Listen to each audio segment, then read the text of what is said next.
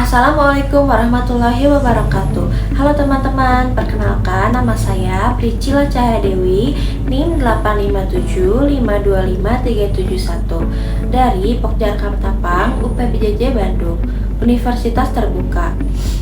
Program Studi Pendidikan Guru Sekolah Dasar. Pada kesempatan kali ini, saya akan mempresentasikan hasil praktikum IPA mengenai struktur dan proses sistem pencernaan pada manusia.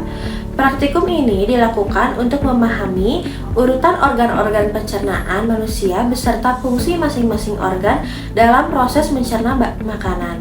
Organ pertama dalam sistem pencernaan adalah mulut. Mulut terdiri dari gigi, lidah, dan kelenjar ludah. Pada bagian ini terjadi proses pencernaan mekanik dan pencernaan kimiawi.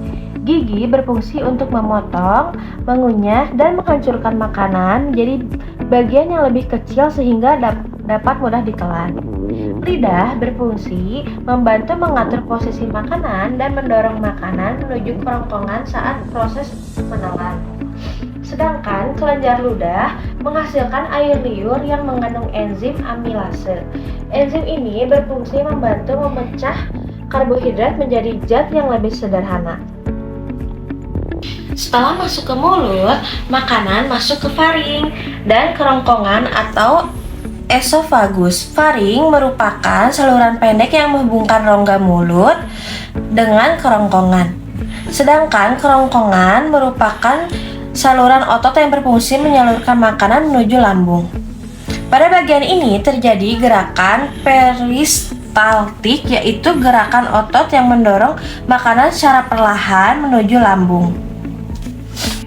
Organ berikutnya adalah lambung.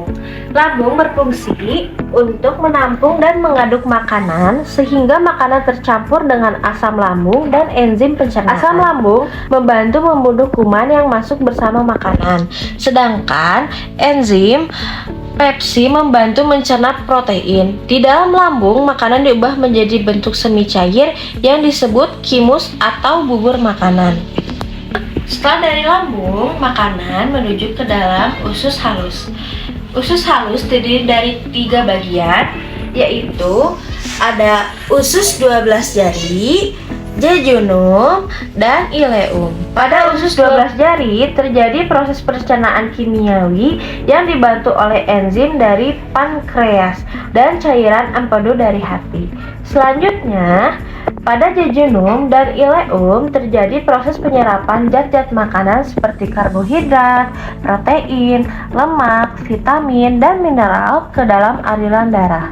Usus halus merupakan tempat utama penyerapan nutrisi dalam sistem pencernaan manusia.